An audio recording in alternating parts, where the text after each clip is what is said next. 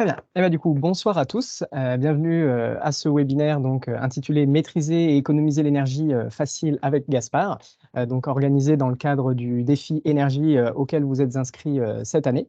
Alors pour ceux qui m'ont peut-être jamais vu parmi les participants, donc moi je suis Vincent Debloc, c'est moi l'animateur du défi. Donc quand vous recevez des mails pour vous présenter un petit peu toutes les actus et les nouveautés du défi, c'est moi qui vous les envoie. Voilà, si on ne s'est jamais rencontré en personne. Donc, le webinaire de ce soir va porter sur le compteur communicant de gaz Gaspard. Et donc, pour cela, nous avons la chance ce soir d'avoir avec nous deux intervenants qui nous viennent de GRDF, donc à savoir Madame Fadela Ahmad et Monsieur Charles Frassi, qui pourront du coup nous partager toute leur expertise sur ce sujet-là.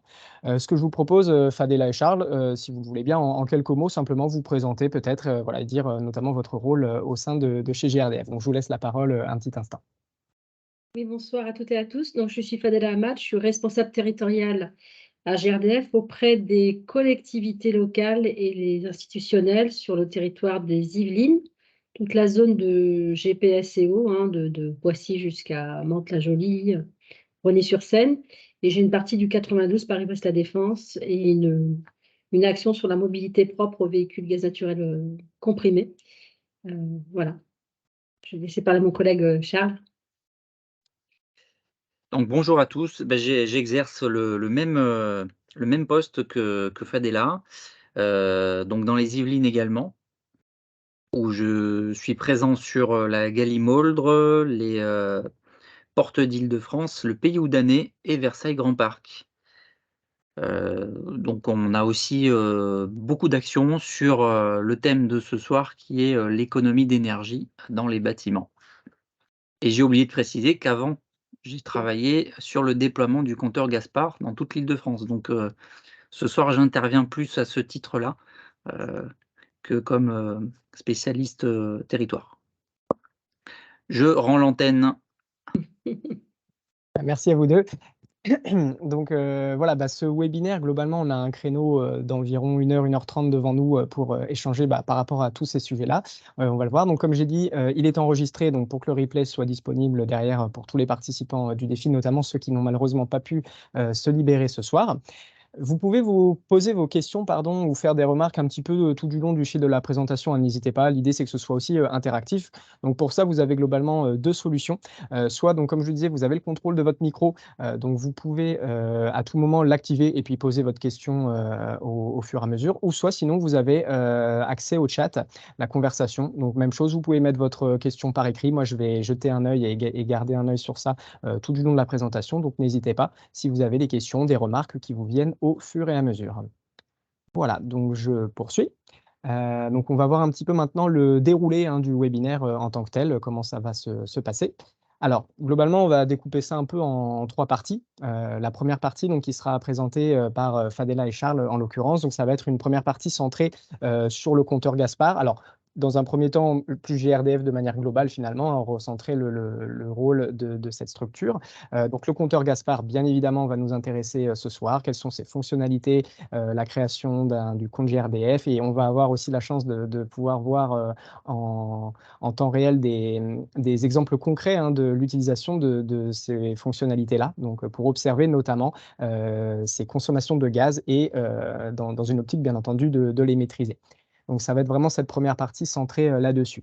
Dans un second temps, on va avoir une deuxième partie orientée vraiment maîtrise de ces consommations de gaz. Alors, on va pas mal échanger et il y aura notamment aussi un petit quiz à ce moment-là sur vraiment l'idée de ces consommations de gaz, remettre un peu de contexte autour de tout ça, mais surtout se dire qu'est-ce qu'on peut mettre en place maintenant pour, une fois qu'on connaît bien, qu'on a accès à ces données de consommation de gaz, comment est-ce qu'on peut faire pour les réduire, parce que ça va être aussi ça un petit peu l'optique et la thématique de cette soirée. Et puis voilà, il y aura un temps aussi de questions et d'échanges à la fin. Si jamais vous préférez garder vos questions pour la fin, vous avez le choix, hein, c'est comme vous préférez. Donc voilà un petit peu le déroulé, le planning de la soirée. Hop.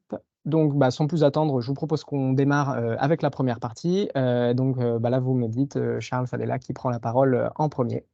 Je vais démarrer. Tu peux passer ce slide-là. Donc, un petit rappel sur GRDF. Dans le passé, donc, on s'appelait, si on remonte avant 2007, Gaz de France. ou bien plus dans l'ancien temps EDF, GDF Service. En fait, GRDF a été créé en 2007 puisqu'on est devenu une filiale indépendante d'Engie. Je ne sais pas si vous vous souvenez, c'est au moment où il y a eu donc l'ouverture des marchés pour les particuliers au 1er juillet 2007, puisqu'auparavant GRDF, ex-Gaz de France, était une entreprise intégrée, donc distribuer le gaz naturel, acheminer le gaz naturel, et en même temps aussi s'occuper de la facturation. Vous aviez un seul fournisseur jusqu'au 1er juillet 2007. Ensuite, il y a eu donc une imposition de Bruxelles de libéraliser ce marché. Donc, vous vous êtes retrouvés face toujours à GRDF sur les missions principales, mais la partie fourniture, contrat de fourniture, a été complètement, je dirais, ouverte au marché. Et depuis, vous avez à peu près une quinzaine de fournisseurs de gaz qui sont à votre aux portes de vos logements pour pouvoir soit avoir un tarif régulé, soit avoir un tarif avec un acteur alternatif. Donc, au GRDF, aujourd'hui, c'est quoi? C'est 11 millions de clients pour se chauffer, se déplacer, pour cuisiner. Et on est le plus grand réseau plus grand distributeur européen puisqu'on gère 202 000 clients, 202 000 kilomètres, et on alimente 9 500 communes. Et en même temps, on accompagne toute une démarche de transition énergétique. Vous entendez parler de gaz vert, de biométhane, donc produit localement hein, sur le territoire des Yvelines. Vous avez quelques unités de méthanisation agricole ou des stations d'épuration comme celle des Mureaux ou à Saint-Cyr-sur-l'École qui vont demain et qui aujourd'hui produisent du gaz vert à partir des bouts de stations d'épuration. Et l'objectif, c'est que d'ici 2050, on ait 100% de gaz vert dans les tuyaux de GRDF. Tu peux passer l'autre slide. Merci. Donc, GRDF, on est quand même une entreprise régulée. Donc, on a une activité qui est régie par un contrat de service public. Hein, l'État et les collectivités et la CRE, donc vous entendez parler de ce terme. Hein. Vous avez la CRE pour l'énergie. Vous avez son pendant aussi pour tout ce qui est télécommunication. Quand vous avez eu l'ouverture des marchés du téléphone, il y a pareil à peu près à la même époque, il y a eu donc cette commission qui est là, qui fait un peu le gendarme, hein, qui contrôle ce qu'on fait, voir comment dans quelles nos thématiques on respecte ces grandes orientations et actions. Donc, nous, on est là pour sécuriser le réseau, le moderniser, gérer la qualité des relations avec tous les clients, développer ce réseau au niveau des territoires, accompagner la transition écologique, travailler sur une démarche d'innovation aussi, et aussi répondre à l'ensemble des fournisseurs, hein, puisque nous, on est à peu près aujourd'hui, on est comme une autoroute, et quelle que soit la couleur de la molécule qui passe dans notre réseau, hein, que ce soit une molécule de gaz qui dépend d'Engie, d'EDF, d'Endesa, d'Eni, on se doit de l'acheminer jusqu'à chez vous. Donc, tu peux passer. Donc voilà, petit rappel, on est vraiment un acteur engagé auprès des collectivités territoriales. On les accompagne parce que suite à ce qui s'est passé avec les deux effets, je dirais, malheureusement qui se coulent entre la Covid et la guerre en Ukraine. Donc aujourd'hui, un sujet qui est devenu incontournable, important dans les territoires et notamment au niveau de vos collectivités locales, vos mairies, c'est de travailler, c'est toute la démarche d'efficacité énergétique dans les bâtiments des collectivités locales, mais aussi chez vous. Hein, c'est pour ça aussi que vous êtes engagé dans cette démarche de défi de faire des économies d'énergie. Et c'est un vrai sujet qui est primordial aujourd'hui. Et on les accompagne aussi, les territoires, sur les projets de biométhane. Hein. C'est souvent des agriculteurs, des stations d'épuration, comme je vous l'ai dit tout à l'heure, mais aussi demain des industriels avec des nouvelles technologies. Et ça sera peut-être l'objet d'un prochain sujet avec Énergie Solidaire, où on fera un retour d'expérience sur ce qui se passe sur le territoire des Yvelines, notamment en développement de gaz vert. Mettre à disposition des données de consommation gaz, c'est ce qu'on va voir avec le compteur Gaspard. Et puis, on a aussi une démarche RSE auprès des territoires et aussi des projets de bio-GNV. GNV, donc c'est vos bennes à ordures ménagères qui circulent dans vos communes, hein, qui collectent vos déchets. Eh ben, elles se transforment, elles basculent aujourd'hui en mode gaz naturel véhicule ou biogaz naturel véhicule, c'est à partir du biométhane. Et elles ont l'avantage d'émettre moins de particules fines, moins de gaz à effet de serre, et d'être aussi moins bruyantes lors de leur passage dans vos rues.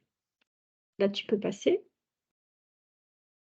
Donc, le compteur Gaspard, je ne sais pas si vous vous souvenez, vous aviez ce compteur blanc que vous pouviez avoir soit dans votre coffret en limite de propriété au niveau de votre maison ou dans la colonne de l'immeuble si vous êtes en appartement. Donc, GRDF, à ce moment-là, relevait vos consommations gaz 2 fois par an. Vous aviez effectivement des consommations estimées. Et puis, il y a eu tout le déploiement de ce compteur Gaspard avec ce petit boîtier orange sur votre droite. Et donc, c'est un système radio qui a été intégré, qui sur du mégahertz, et qui permet d'envoyer, de réceptionner de collecter vos index, vous envoyer par télérelève à une antenne qui, elle, va collecter de manière cryptée vos consommations et vous permettre d'être facturé désormais sur des consommations réelles et non plus sur des consommations estimées. Donc, tu peux passer. Donc, voilà, vous avez deux façons d'installer un compteur Gaspard. Soit on vous change complètement votre compteur parce qu'il est arrivé il y a presque 20 ans. Donc là, c'est un compteur avec un système radio qui est intégré. Si votre compteur est récent, là, on va juste mettre le support à droite sur le compteur pour permettre de mettre en place effectivement cette télérelève, ce compteur communicant. Tu peux passer. Donc, comme je vous le disais, quand il a été développé, ce projet d'efficacité énergétique, c'est aussi, il n'a pas été fait tout seul dans un coin de la part de GRDF. On l'a fait quand même avec toutes les parties prenantes. Autour d'une table, il y avait quand même des collectivités locales, des associations de consommateurs, des entreprises, pour essayer d'imaginer quel serait le compteur le plus efficace et quelles en seraient les attentes. Donc, ce qui est revenu de manière très importante, c'est de pouvoir relever ses consommations à distance, de pouvoir les suivre de manière plus fréquente et puis surtout d'être facturé sur des consommations réelles. Et côté distribution, nous, ça nous permet aussi d'avoir un vrai suivi des données de consommation gaz qui circulent dans notre réseau parce que vous entendez parler d'énergie renouvelable, de biométhane. Il est important aussi de savoir demain quelle est exactement la quantité de gaz qui passe, qui est consommée, pour permettre effectivement d'introduire ce biométhane, surtout si on le veut à 100% dans notre réseau d'ici 2050. Et surtout, l'avantage du gaz naturel et du biogaz demain, c'est qu'il se stocke. Donc là-dessus, GRDF, on n'a pas trop de problèmes pour avoir la bonne quantité en temps réel et en fonction de la demande. Donc nous, ça nous permet vraiment de moderniser notre réseau aussi également en mettant en place ce compteur Gaspard. Tu peux passer. Donc, dans les avantages, je le disais juste avant, donc vous pouvez accéder quand vous le souhaitez à vos données quotidiennes, ça c'est vraiment nouveau, puisqu'auparavant c'était plutôt deux relèves par an, et puis surtout quand vous étiez pas présent pour la relève, si le compteur était dans la maison ou pas accessible, donc c'était à vous de le noter ou de l'envoyer ou d'appeler GRDF, donc c'était pas très, très agréable. Vous allez Enfin, c'est d'autres avantages, pardon, excusez-moi, je suis un petit peu fatiguée. Donc, c'est plus clair pour vous. Vous allez vraiment avoir un niveau indicatif mensuel de consommation que vous allez pouvoir suivre. Et Charles vous en fera une démonstration tout à l'heure. Et puis surtout, voilà, vous avez vraiment des données qui sont historisées pour vous permettre de mieux suivre vos consommations. Aussi pour vous permettre de vous comparer à d'autres profils de maisons ou d'appartements en fonction de l'année de construction de ce logement. Ça peut permettre de vous dire, tiens, il y a un souci, j'ai quand même des grosses consommations par rapport à un équivalent logement. Donc, ça peut vous mettre aussi la puce à l'oreille et de regarder, faire un diagnostic plus poussé sur votre installation. Tu peux passer. Donc, je regarde. Voilà. Les données de consommation, c'est quelque chose qui est devenu, un élément clé pour à la fois les particuliers, mais aussi les collectivités locales, les bailleurs sociaux, les EHPAD, toutes ces personnes-là qui ont à gérer, à suivre leur consommation pour effectivement avoir une meilleure visibilité, parce que c'est vrai que tant qu'il n'y avait pas eu cette crise énergétique et ces pics de hausse de consommation de gaz, on avait moins de regard sur ce qu'on consommait réellement. C'est vraiment devenu un axe important parce que bon, ça touche au porte-monnaie. Et puis, si on cumule ça avec avec l'inflation et d'autres sujets, voilà, ça devient vraiment compliqué. Donc, vraiment, mettre à votre disposition des données individuelles est devenu, je dirais, un enjeu majeur et puis disponible dès à présent. Et puis, on a aussi, comme je vous disais, des gestionnaires d'immeubles et collectivités ou des quartiers qui nous demandent d'avoir des données agrégées pour vous permettre de contrôler si des travaux de rénovation qui ont été mis en place, par exemple, si un bailleur social sur un quartier, un îlot de quartier, a fait de l'isolation extérieure il y a 3 ans et il veut avoir une remontée des données sur 3 ans, il va pouvoir contrôler, vérifier si ces travaux ont permis de diminuer les consommations de gaz de son bâtiment, donc d'améliorer la performance énergétique. Et ça, aujourd'hui, beaucoup de collectivités, de bailleurs, de syndics d'immeubles nous le demandent, puisque chacun met en place cette démarche patrimoniale pour accompagner l'efficacité énergétique et puis effectivement derrière des travaux. Tu peux passer. Donc, l'accès aux données des consommations pour les consommateurs équipés de Gaspard. Donc, vous avez un accès simple et sécurisé. On va vous faire la démonstration juste après. Donc, vous avez à la fois votre espace GRDF. Donc, normalement, si on vous l'a installé il y a plusieurs semaines, parce que je sais que vous êtes de différentes communes, donc je ne sais pas si vous avez déjà le compteur Gaspard. Mais normalement, dans les Yvelines, le déploiement, on l'a pratiquement fini. Donc, sur ce site-là, quand vous allez créer votre compte, vous allez pouvoir suivre vos consommations, mettre en place des alertes, comparer vos consommations, et puis permettre, pourquoi pas, à votre installateur, ou si c'est par exemple, vous êtes dans un immeuble d'un bailleur, l'autoriser à voir vos consommations pour pouvoir mettre en place des actions d'amélioration du bâtiment. Et ensuite, voilà, sur la partie droite, vous avez tout ce qui est espace et services en ligne proposés par des acteurs tiers publics et privés qui peuvent effectivement, avec le consentement du client, mettre en place des expérimentations et des travaux. À titre d'exemple, au Royaume-Uni, il y a 82% des ménages qui disposent d'un compteur communicant et ça leur permet de mettre au moins une action de maîtrise de l'énergie au niveau de leur logement. Voilà, tu peux passer. Donc voilà, c'est quand Charles va vous faire la démonstration, vous allez effectivement pouvoir voir cet outil qui est simple d'utilisation, très, je dirais, facile d'accès et puis simple à comprendre. Tu peux passer parce que. Alors, je ne sais pas si tu cliques, si tu peux faire passer le film ou pas, Vincent. J'avais mis le lien, mais. Ouais, on va faire le test tout de suite. Hop. Il faut que tu descendes tout en bas. Tout en bas, et voilà, il est la fille. Alors, dites-moi si vous avez le son. Je pense que vous avez la vidéo, mais est-ce que vous avez le son? On n'a pas de son. Non, pas de son. Dommage. Alors, mais ça doit être peut-être dans les Ah, paramètres. c'est sur le côté, des fois, les paramètres, hein, tu l'as. Dans le partage. Alors, pendant que Vincent est en train de faire les réglages, je vais apporter une petite touche de culture. On vous a parlé du Royaume-Uni. Alors, pourquoi on aime bien parler du Royaume-Uni? Tout simplement parce que c'est un très grand pays gazier. Ils consomment 2 fois plus de gaz que nous et ils ont commencé un programme de compteurs communicants bien avant nous. C'est-à-dire ils l'avaient fini quand nous, on l'a commencé. Donc, on s'est beaucoup inspiré quand on a installé les compteurs Gaspard de ce qui se passe en Angleterre pour savoir, si ça se passe bien, si les gens s'en servent, si c'est utile, et cetera.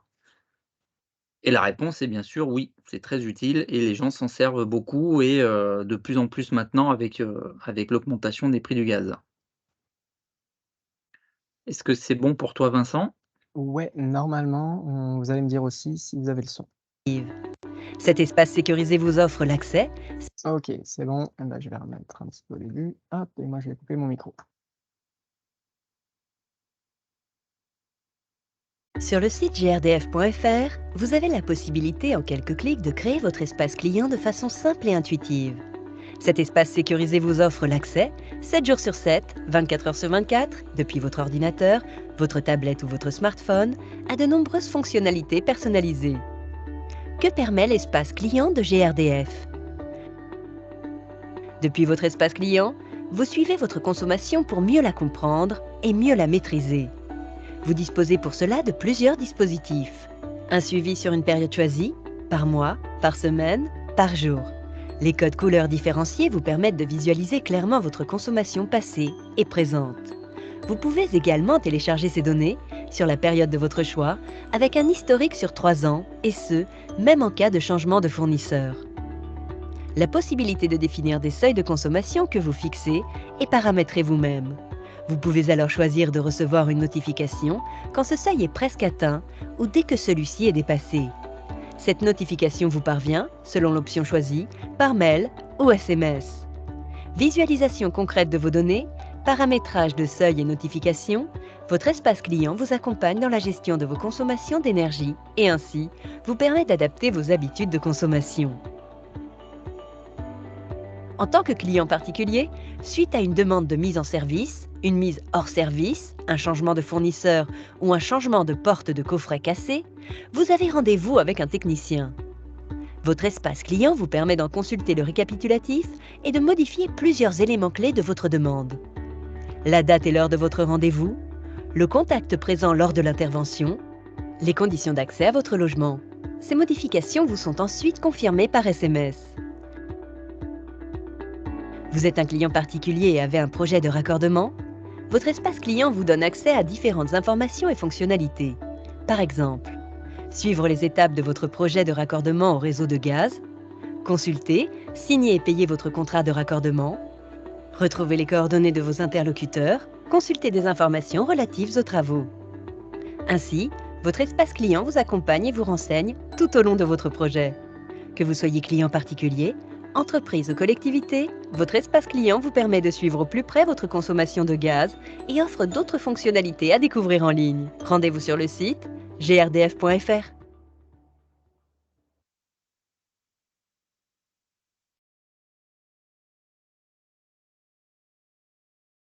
Alors, on a eu une question très intéressante et assez technique de Steve là dans le chat. Je ne sais pas si vous l'avez vu. Qui nous demande si la température du jour est mesurée par le compteur. Alors, c'est une excellente question. Le compteur, il n'intègre pas de thermomètre, donc il ne mesure pas la température. En revanche, quand vous allez sur le site internet, les données, on va y aller tout de suite après, si vous voulez. Les données qui sont présentées par le site internet, elles mettent également à disposition la température qui est piochée dans les données météo, en fait, hein. C'est assez facile maintenant de savoir quelle température il faisait à Bréval le 22 février 2021. Aujourd'hui, il y a des bases de données météo qui sont assez précises et du coup, le site internet vous les montre. Et effectivement, c'est une donnée très, très importante pour arriver à mettre en perspective sa consommation. Et dernière petite remarque, parce que je pense que Steve est un amoureux de la technologie. Le compteur Gaspard, ça se voit pas sur la photo, mais sur le côté, en fait, il a une petite prise BF qui permet, d'y brancher des instruments de domotique. Voilà, donc si par exemple chez vous, vous avez installé, toute une centrale domotique, avec des réglages très précis, et ben, vous pouvez la raccorder au compteur GRDF pour par exemple, afficher votre consommation instantanée, sur votre tableau de bord. Enfin, on peut aller assez loin s'il y a des amoureux de la technique. Après je vous rassure, Gaspard, c'est très simple et on peut faire, de très, très belles choses avec juste Gaspard, un crayon et un thermomètre, hein. Bon, enfin moi, c'est ce que je suis arrivé à faire, juste avec ça. Merci pour ce retour d'expérience. Du coup, Voilà. là, normalement, le partage est reparti. Voilà, je poursuis là-dessus. Dites-moi qui voulait continuer par la suite. Puisque je suis sur ma lancée, je voulais aussi, dire quelque chose qui est assez important. Là, parce que c'est pas forcément clair pour tout le monde, la différence entre GRDF et son fournisseur de gaz. Nous, GRDF, on est distributeur, c'est-à-dire qu'on va chez tout le monde. quel que soit votre fournisseur de gaz, peu importe si c'est Engie, Total, Leclerc, je ne sais pas. Et souvent, votre fournisseur de gaz, celui à qui vous payez la facture, il va aussi vous proposer un espace pour surveiller sa consommation. Mais sachez que c'est GRDF qui est gardien des consommations et que notre site, le site qu'on propose, bon, il est simple d'accès et comme l'a dit la vidéo, elle vous permettra d'avoir toujours accès à vos données, y compris si vous changez de fournisseur. Donc c'est pour ça que moi je conseille aux gens plutôt d'utiliser leur espace GRDF parce il est pas assujetti à un fournisseur et en plus, le fournisseur, il peut être tenté de vous vendre des services en plus, ou de vous mettre des gadgets dont vous n'avez pas envie, alors que GRDF, ben, nous, on fait notre boulot de service public. On vous met à disposition vos données et on n'essaiera pas de vous vendre des choses en plus. Voilà, ça c'est une petite aparté qui me paraît importante. Alors une question de Michael: «Est-ce qu'on peut avoir une consommation instantanée via Gaspard?» C'est une excellente question. Alors la réponse est oui et non. Alors non, si on a uniquement le Gaspard j'allais dire de base. Alors qu'est-ce qu'il fait Gaspard? Il enregistre, au pas horaire. On peut aller au pas horaire maximum et surtout, il envoie la donnée au bout de 24 heures. Donc il n'y a pas de notion d'instantanéité, quand on passe par le site internet de GRDF. Voilà. Tout simplement parce que ça ferait des volumes de données, tellement importants que, par défaut, le Gaspard, il est réglé sur la consommation journalière et on peut le faire descendre au pas horaire. Voilà, mais on l'a toujours 24 heures après. En revanche, si vous êtes intéressé, Michael, par la consommation instantanée, ce que je disais à l'instant, il faut utiliser un système de domotique et aller vous brancher un petit câble sur le compteur Gaspard qui du coup, là, vous allez récupérer vos impulsions et vous pouvez les enregistrer, si vous en avez besoin. Voilà. J'espère que ça vous convient. Michael, vous pouvez aussi, et c'est valable pour tout le monde, on est en petit nombre, donc vous pouvez, heu, parler, prendre la parole. Est-ce que j'ai des marques d'enregistreurs à conseiller? En fait, j'en ai plutôt à déconseiller. Mais malheureusement, je pourrais pas vous conseiller ça, je suis vraiment pas spécialiste en la matière. Moi, je connais surtout les marques pour lesquelles ça ne fonctionnait pas et pour lesquelles les clients étaient pas contents. Voilà. Donc j'espère que ça s'est arrangé depuis. Voilà. D'accord. Bon, bah, merci pour l'info. En tout cas, pour l'info précédente, du moins. Et puis les marques que vous ne conseillez pas, bon, ben, c'est bon à savoir, mais si on les a pas, peut-être que vous pouvez les partager plus tard. Alors oui, On parce va se qu'en fait, j'ai renseigner. eu j'ai eu des soucis au début, du déploiement Gaspard. On a commencé pour info dès 2016, hein, ça a pris du temps. Et effectivement, toutes les marques de domotique n'étaient pas prêtes. Elles n'avaient pas forcément prévu, ce qu'il fallait. Aujourd'hui, je pense en 2023 où le déploiement est quasiment terminé, je pense que la plupart ont résolu, quand même leurs soucis. Voilà. D'accord. Très bien. En tout Mais je suis cas, ravi de savoir que vous êtes intéressé par cette fonctionnalité. bah, je l'utilise sur le compteur Linky, Mmh. donc via mon fournisseur d'accès qui est, pour ne pas le cacher, Total. Et donc, ils proposent une clé qu'ils appellent Atom pour ça. Donc, Ah, c'est assez récent ça. Il me semble pas que c'était disponible au tout début. là, ça date de presque 1 an. Ouais, ouais, ouais. Ouais, c'est ça. Bah, on peut faire des C'est belles choses avec ces petits objets en plus, ouais, effectivement. tout à fait. Alors, sur l'électricité, c'est assez utile parce que là, on a une vraie vision tout de suite de la consommation de chaque objet qu'on va allumer. Donc, c'est très précis.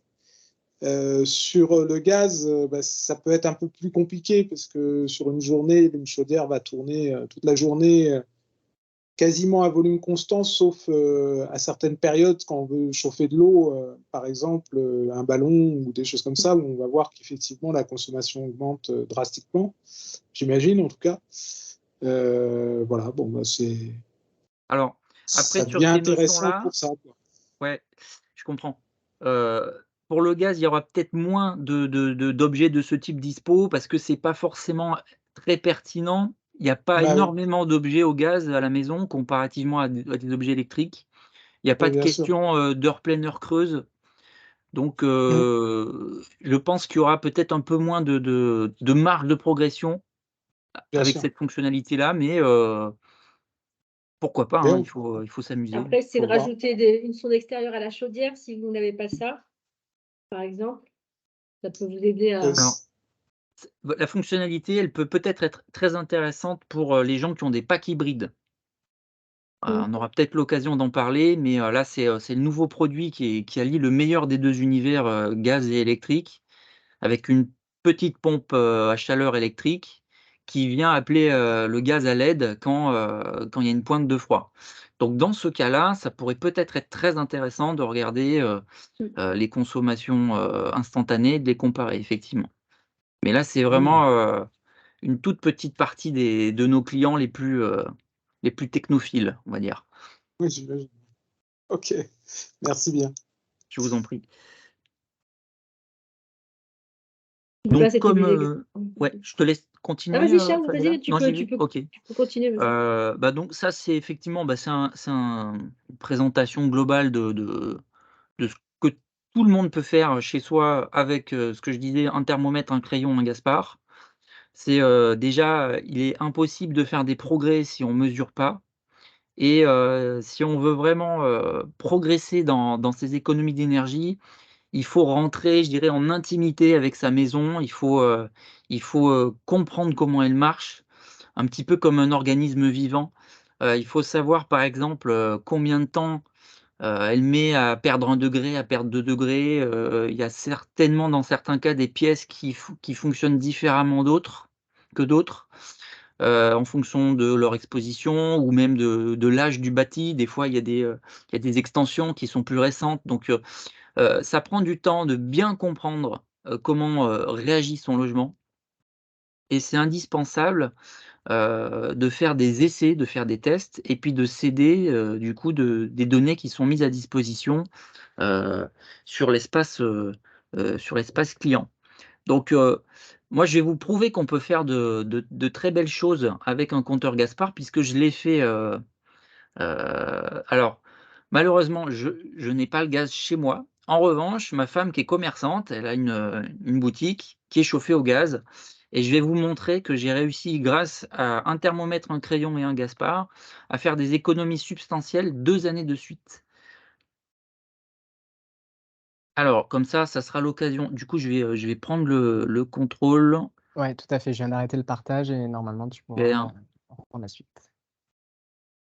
Et là, vous voyez du coup mon espace client. Yes, impeccable. Donc un espace client GRDF. Donc là, vous voyez, heu, comment ça se passe. C'est très, très facile, de créer un espace GRDF. Il suffit d'avoir son numéro de PCE. Donc le numéro de PCE, c'est un petit peu comme le numéro de sécurité sociale pour les clients du gaz. Il est sur toutes vos factures. Si jamais vous vous y retrouvez pas, vous pouvez même m'envoyer un mail, moi je pourrais vous le donner. Donc en principe, il suffit d'aller sur, monespacegrdf.fr et vous allez très facilement avec ce PCE, avec vos coordonnées mail, avoir accès à votre espace et voir du coup, vos consommations et votre historique de consommation. Donc là, comme vous pouvez le voir, on est sur 2023 et ben, on a une comparaison, mois par mois de, ce que j'ai fait cette année et de ce que j'ai fait l'année dernière. Et là, vous allez me dire tout de suite: «Tiens, comment ça se fait en mars, tu rien consommé?» Alors la bonne raison, c'est qu'en fait, ma femme a déménagé sa boutique, donc on a coupé le gaz. Mais, jusqu'à ce qu'on y aille en février, on a fait quand même, des belles progressions, notamment sur novembre et février pardon, où on a consommé, entre -50 et -30. Pour décembre, janvier, on a fait à peu près pareil et puis on peut même remonter, à l'année d'avant, 2021, 2022 et cetera. Si je veux, descendre à la semaine. Je peux l'avoir aussi. Vous voyez, c'est très facile. Donc là, évidemment, tout l'été, on ne chauffait pas. Et puis, on commence à bien voir les consommations à la semaine. Et là où vous allez vraiment faire des progrès, vous allez pouvoir, ça va presque devenir un jeu, c'est quand vous descendez au jour.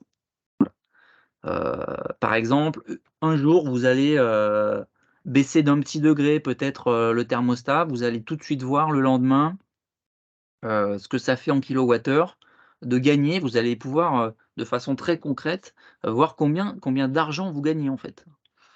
Et du coup, vous allez voir aussi si je coupe le chauffage de cette pièce quand j'y suis pas, enfin typiquement les chambres qui ont presque pas besoin d'être chauffées, bah, vous allez voir de façon directe le résultat quasiment du jour au lendemain.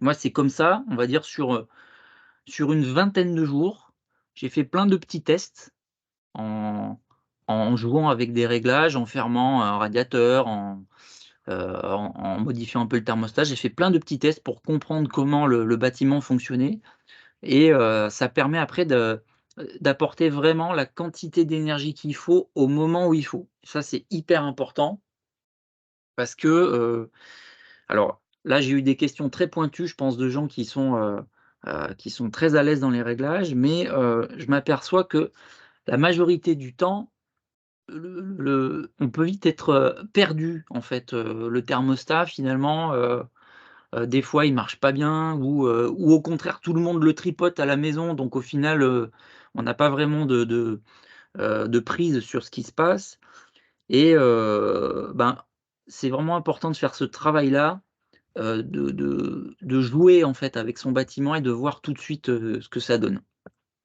Voilà.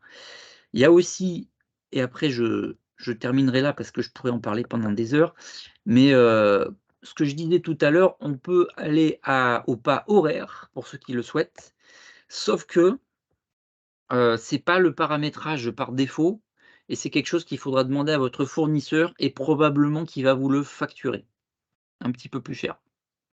Pourquoi? Parce que derrière, c'est des volumes de données plus importants, c'est une bande de passante un petit peu plus importante et voilà, il y a des notions de dimensionnement des bases de données qui interviennent et je vous le dis très franchement, pour la plupart des gens, vous n'avez pas vraiment besoin de descendre au pas horaire pour comparer vos actions, quoi. Faut vraiment, c'est plutôt réservé, je dirais, aux professionnels. Vous avez aussi, j'en ai pas encore parlé, mais vous avez aussi, la possibilité de paramétrer des seuils. Par exemple, vous avez une alerte email à partir du moment où vous avez dépassé, heu, une certaine quantité de kilowattheures. Ça, c'est pour les gens qui veulent vraiment maîtriser totalement leur budget. Ça peut être intéressant. C'est un peu comme, moi sur mon téléphone, mon téléphone, il m'engueule quand j'ai, consommé trop de données. Bon, là, c'est un petit peu pareil, c'est important d'en être conscient. Et pour les amoureux, heu, de la donnée, il est aussi possible d'avoir le format tableau. Ça, c'est pour ceux qui font des calculs et aussi de télécharger, le fichier Excel, qui prend toutes vos consommations en compte. Voilà.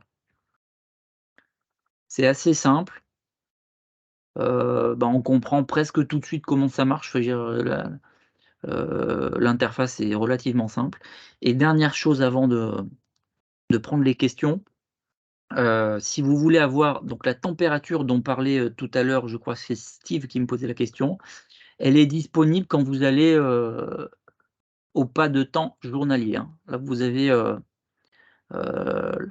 les températures, du jour.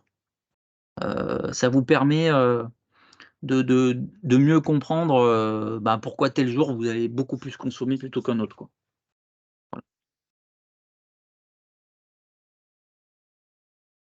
Est-ce que vous avez des questions du coup?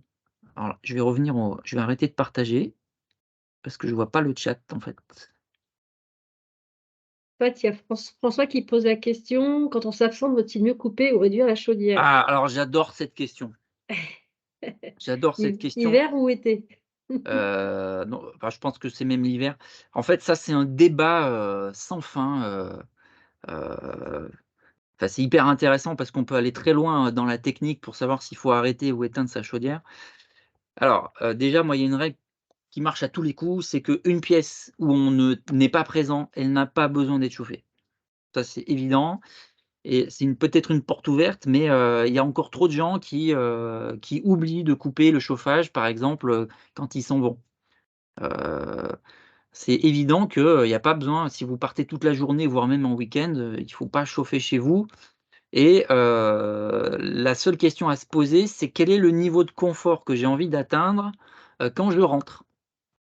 Et ça, c'est à vous de voir. Si vous partez, une journée, et que vous rentrez, vous êtes fatigué, que vous avez absolument envie de retrouver un peu, votre chaleur, bah, là, dans ce cas-là, vous êtes obligé de laisser ce qu'on appelle un réduit. Mais le réduit, il coûte de l'énergie et puis, c'est à nous de se questionner, de savoir, par exemple, si mon logement, j'arrête de le chauffer toute une journée, est-ce qu'il va tomber à 15? Est-ce que c'est insupportable pour moi, quand je rentre le soir à 18 heures, d'attendre peut-être 1 heure ou 2 qu'ils reviennent, à 19? Ou est-ce que, au contraire, bah, j'ai des enfants petits qui vont prendre leur bain? Ou est-ce que j'habite avec une personne, un peu malade? Et auquel cas, il faut vraiment que je le laisse à 19. Ça, c'est à chacun de, je dirais, de décider. Mais aussi, vous ne pouvez pas décider si vous n'avez pas, exploré le comportement de votre logement. C'est-à-dire que si vous n'avez pas fait des tests et que vous ne savez pas que votre logement, vous êtes capable de lui faire prendre 2 degrés, en 1 heure, bah, vous n'allez pas pouvoir piloter finement, heu, votre consommation et votre chaudière, quoi. Voilà. Donc moi, je fais partie pour terminer la question de François, moi, je fais plutôt partie des brutes. Je suis pas là, je coupe et puis, c'est pas grave s'il fait 15 degrés quand je rentre, je garderai mon manteau à la rigueur 1 heure ou 2 de plus, mais au moins j'ai vraiment économisé, de l'énergie pendant que j'y suis pas. Après, quand c'est en hiver et qu'il fait très froid, il faut éviter de couper parce que par rapport au hors-gel, c'est sur le ça peut abîmer, l'installation.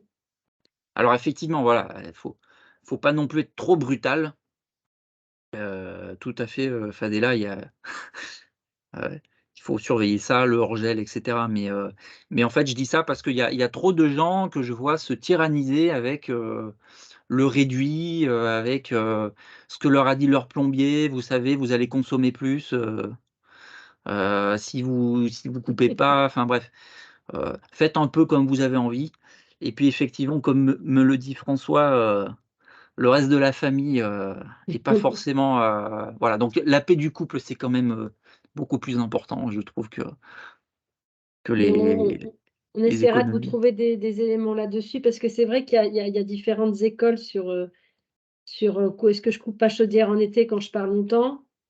Certains, disent que, ça on peut le faire, mais après quand vous avez une belle programmation sur votre chaudière, c'est de refaire venir le technicien pour qu'il vous la reprogramme pour l'hiver, quoi, pour éviter de permettre cette économie d'énergie. Couper la chaudière, il y a aussi le fait que, bah, vous avez la partie ballon d'eau chaude et vous pouvez avoir un dépôt qui peut aussi se mettre en place, donc ça, c'est pas non plus très bon. Mais bon, on va faire on va vous trouver un petit A4 là-dessus pour vraiment vous conseiller, vous orienter sur ce En sujet. Après, c'est lié vraiment à la chaudière, si elle est récente ou pas, si vous avez un thermostat qui est connecté. Vous avez aussi des chaudières, des marques de chaudières avec des applications sur votre smartphone. C'est-à-dire, vous partez en vacances à distance, vous savez que vous allez arriver dans, je sais pas, dans 6 heures. Vous pouvez relancer votre chaudière pour qu'elle se remette à vous mettre à disposition en arrivant une température à 19 dans la maison. Donc la réponse est assez, voilà, variable. Mais on va vous faire un petit A4 sur ce point-là. voilà, en revanche, bon, couper la chaudière ou pas, c'est un vaste débat. En revanche, pour moi, une chambre, vraiment ça, la chambre où vous faites que dormir, ou que vous quittez le matin, ne la chauffez pas, la journée, c'est trop dommage, en fait. Parce que quand on rentre chez soi, c'est rare qu'on se précipite dans son lit. Vous prenez le temps de manger, de voilà. Donc vous avez largement le temps de rallumer le radiateur de la chambre quand vous rentrez. Heu, Ça évite vraiment de. Vous allez voir, ça fait pas mal, hein. Ça fait peut-être 10, 20, 30% hein, sur une. Si vous avez beaucoup de chambres. Il y a aussi une question de Steve qui me demande: «Les données sont conservées combien de temps?» Alors, bonne question. Moi, sur mon espace Gaspard, il y a au moins 2 ans. Au moins 2 ans d'historique. Est-ce qu'il y a besoin d'exporter les données? Bah, ça si vous voulez, vous pouvez le faire. Est-ce que c'est utile? Alors, dans quel cas ça peut être utile? En tout cas, il y aura jamais, d'histoire d'erreur d'index, si vous voulez, heu parce que, on a des processus extrêmement robustes. GRDF, c'est notre rôle, c'est d'être le gardien des consommations pour permettre aux fournisseurs de vous facturer. On vérifie sans arrêt, il y a des algorithmes qui surveillent ce qui se passe. Donc quand bien même, il y aurait une histoire de perte de données, on ne perdra pas votre index. Voilà. Ouais, en fait, ça me permet d'intervenir. La question sur l'export, c'était pas forcément par rapport au cas d'erreur, c'était par rapport à la profondeur qui est sauvegardée. Donc, je sais pas si, je sais pas, j'ai dit n'importe quoi, s'il y a 3 ans qui sont disponibles et que j'ai besoin de plus, peut-être qu'il faut que je garde les 3 ans enfin que j'exporte Ouais. au fur et à mesure, en fait. C'est une bonne question. Si vous me posez cette question, c'est que je pense que vous êtes le genre de personne à regarder, la technique assez finement. Donc je vous invite par précaution à faire des sauvegardes de vos données, ouais. Là, pour l'instant, j'ai pas assez de recul, sur, ça fait pas très longtemps que tout le monde a des Gaspard, donc j'ai pas suffisamment de recul. Moi, ce que je peux vous dire, c'est que le mien, j'ai un historique de quasiment, 2 ans dessus. Voilà, depuis, le jour où on me l'a posé, en fait. Et je confirme, j'ai la même chose sur la partie Linky et c'est pareil, ça dure depuis plus de 3 ans maintenant. Donc, 2 ans, je sais plus. Mais voilà, ça a l'air de garder tout l'historique, j'imagine, en tout cas depuis l'installation. Ouais, en principe, c'est ce qui est prévu, mais Mais on ne sait jamais. avec les données, faut toujours, enfin, de manière générale, hein, faut toujours être prudent et bah, ces données, elles vous appartiennent, donc si elles ont de la valeur pour vous, si elles vous intéressent, gardez-en une copie, ça coûtera. Ça pèse pas lourd, hein, des données de conso, Gaspard. Non. Ça va pas remplir le disque dur, hein. Et dernière question avant de passer à la suite de Michael qui nous demande l'écart entre le jour et la nuit. Parce qu'on parle d'éteindre la chaudière, on parle d'éteindre les radiateurs, chose qu'on m'a dit. Alors, est-ce que c'est vrai que éteindre un radiateur dans une chambre, c'est vrai que ça a du sens dans la journée si on n'y est pas. Le rallumer le soir, finalement, bah oui, ça fera pas une grosse différence parce qu'on est dans une zone où de toute façon, on sera sur des faibles degrés puisqu'on n'a pas tendance à dormir à plus de 23 degrés dans sa chambre ou même 20 degrés. On a tendance à bien baisser la nuit pour bien dormir, justement. Il vaut mieux avoir une chambre fraîche qu'une chambre trop chaude. Ouais. Voilà, 18. Donc c'est vrai qu'éteindre à ce moment-là, ça a du sens et de rallumer dans la journée. Après, perso, je suis dans une maison des années 30. Je sais que voilà, si j'éteignais complètement ma chaudière la journée, je rentre le soir, c'est vrai que c'est un frigo. Et derrière, à rallumer, paraît-il, il vaut mieux pas dépasser 3 degrés entre guillemets, l'instant de présence et l'instant d'absence, parce que sinon, votre consommation de gaz, elle risque d'être de dépasser finalement l'économie que vous vouliez réaliser au départ. Parce que pour au-delà de 3 degrés d'écart, de ce que j'ai entendu, eh bien, il est réputé que votre consommation va augmenter. OK. Est-ce que vous confirmez ça? Je confirme pas du tout. Si vous êtes d'accord, Mickaël, je vous enverrai par la suite des articles qui parlent de ça. Mais Ouais. c'est effectivement, c'est un espèce de serpent de mer, ces histoires de réduit, d'écart de 3 degrés. Moi, je pense que les gens font ce qu'ils veulent et je pars du principe que les matériels modernes, ils sont capables Voilà. Ils détermineront d'encaisser, si de s'allumer, de effectivement, s'éteindre. c'est rentable ou pas, et donc d'être factuel en tout cas sur le sujet, quoi. Ok. Merci. Moi, j'aime pas du tout ce genre de légende urbaine. Je pense qu'en D'accord. 2023, on a du matos qui est capable de faire ce qu'il faut. Mais effectivement, Isabelle me demande de partager ces documents. Bah, écoutez, je vous les mettrai. C'est un petit peu technique, mais c'est passionnant quand on aime le monde du bâtiment et de la thermique. Moi, je fais plutôt partie des gens qui voudraient couper court à ce genre d'histoire, quoi.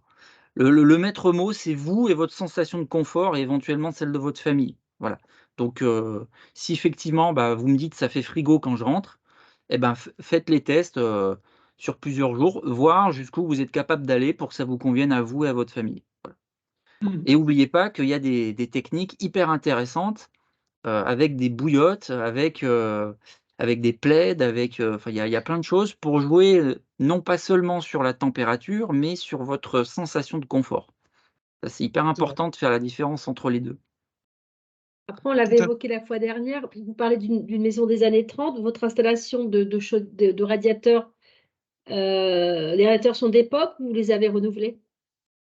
Les radiateurs sont en fonte, donc d'époque, hein.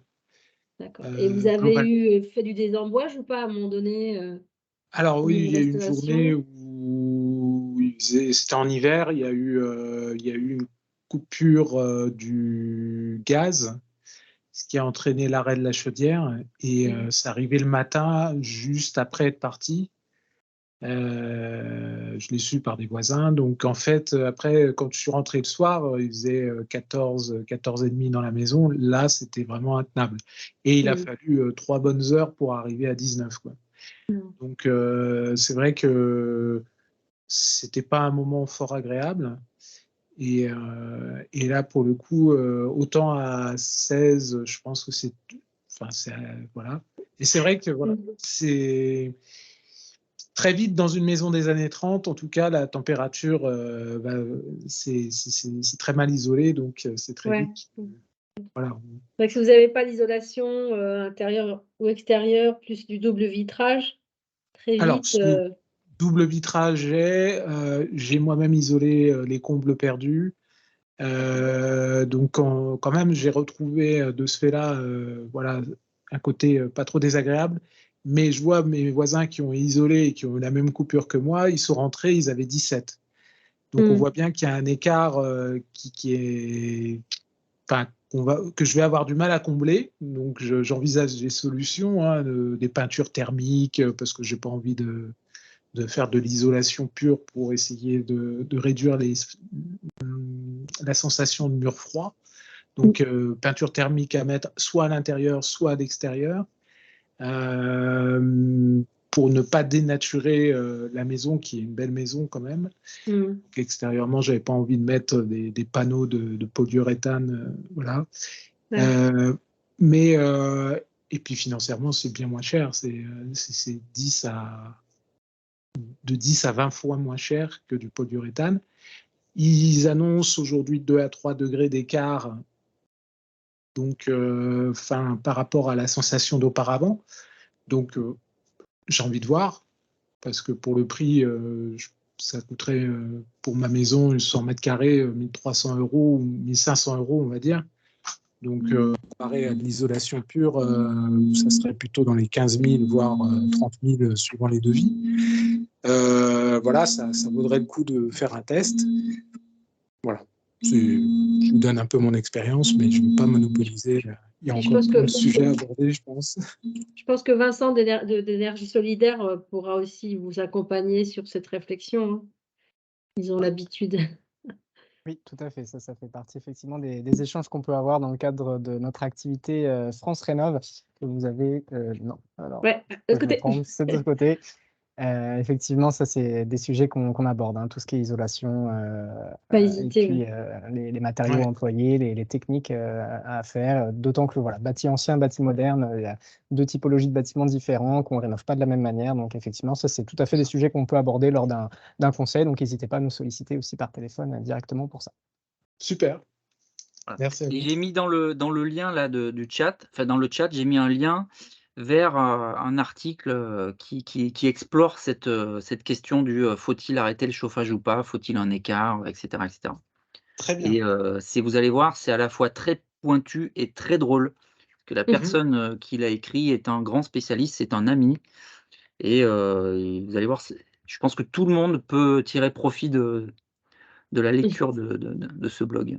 Voilà. Bah, merci Très pour intéressant. pour ce partage. Je suis preneur. Merci, Charles. Merci. Alors, bah, du coup, Charles, Fadela, si vous avez des éléments à rajouter, n'hésitez pas. Sinon, je propose qu'on puisse aussi poursuivre un petit peu. Est-ce que pour l'instant tout est bon? Est-ce que dans les participants, s'il y a des questions? C'est bon? Très bien. Eh ben, on va enchaîner du coup dans cette deuxième partie. Voilà, on a pas mal abordé le volet présentation de GRDF du compteur Gaspard, et merci encore Charles de nous avoir présenté un exemple concret, hein, d'utilisation du compte GRDF pour voir ses consommations de gaz. Et dans l'idée, c'est que, comme l'a dit Charles, on ne peut pas réellement faire des économies d'énergie si on ne connaît pas bien ses consommations déjà dans un premier temps. Donc et notamment à ça que l'outil Gaspard peut être utile. Donc là, dans cette deuxième partie, ce que je vous propose dans un premier temps, assez rapidement, c'est remettre un peu de contexte aussi autour du gaz, notamment le gaz en France. D'ailleurs, bah, à nouveau, Charles et Fadela, moi j'ai pris des chiffres. Alors, ça va être les chiffres 2021 que je vais beaucoup évoquer. Si vous avez des éléments plus récents à apporter, n'hésitez pas. Mais déjà, là, on peut voir sur ce premier graphique, en fait, les consommations d'énergie primaire en France. Alors déjà, énergie primaire, si tout le monde n'est pas familier avec le terme, énergie primaire, ça va être vraiment une source d'énergie dans sa forme brute, hein, dans la nature, avant toute transformation. Donc là, par exemple, vous ne trouverez pas le terme d'électricité, disons, parce que la partie, enfin, l'électricité n'existe pas à l'état naturel. Il faut une transformation, soit issue à partir du nucléaire, à partir de gaz, à partir de pétrole, à partir d'énergie renouvelable, peu importe. Mais là, on voit vraiment un graphique qui montre les consommations d'énergie primaire en France, et donc en 2021.